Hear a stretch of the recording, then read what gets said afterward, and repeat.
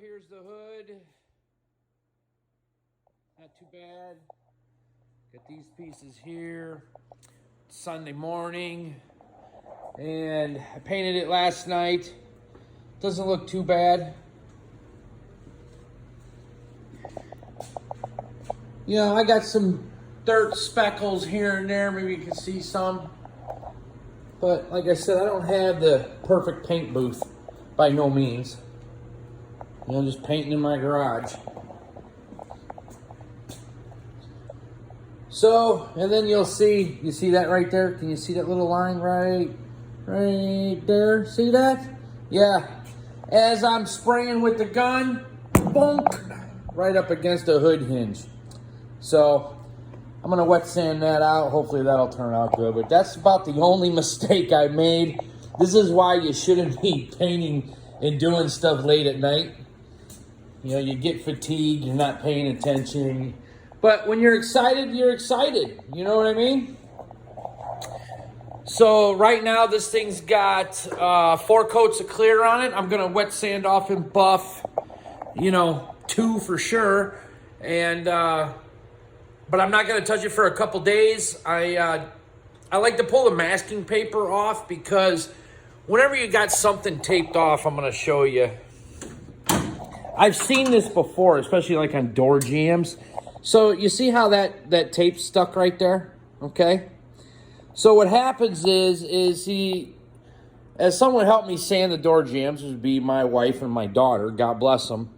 If there is a spot right in here that is not sanded all that great, and you wait till this clear gets rock hard, a lot of times you'll go and you'll peel, and it will peel the paint and clear back with it. So just something I know that's happened to me years ago when I was a kid and I was painting.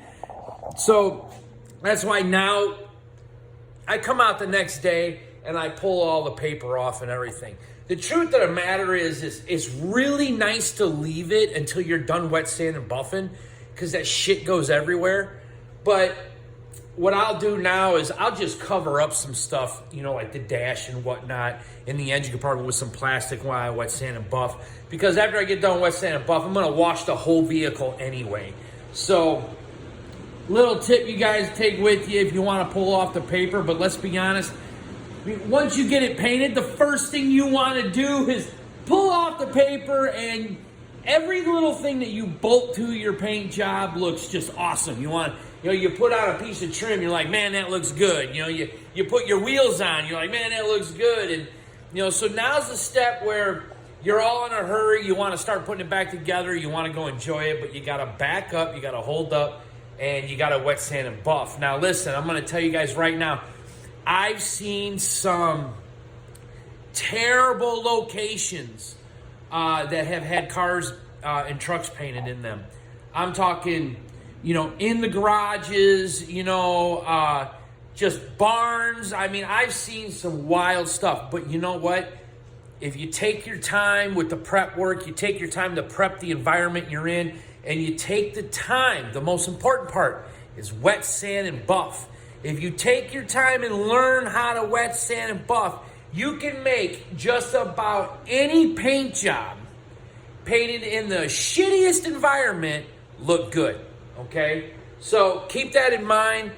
We're going to talk about wet sand and buffing as I get going, but I want to let this sit and cure for a couple days. This PPG clear, I really like it, but this stuff stays soft forever because I don't have a bake booth, so it is what it is. But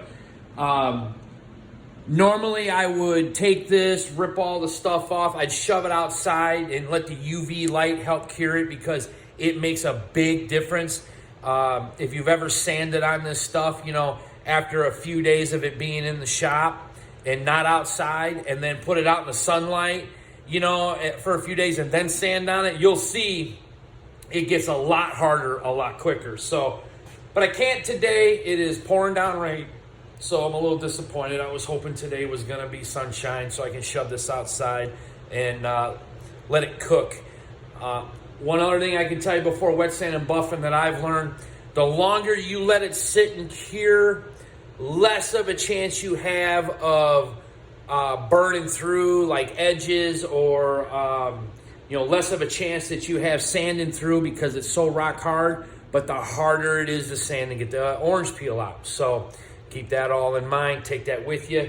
But here's the truck. It's been a long road to hoe. It doesn't look too bad down the side. I'll walk down the side. I don't see no major, whipples of any kind.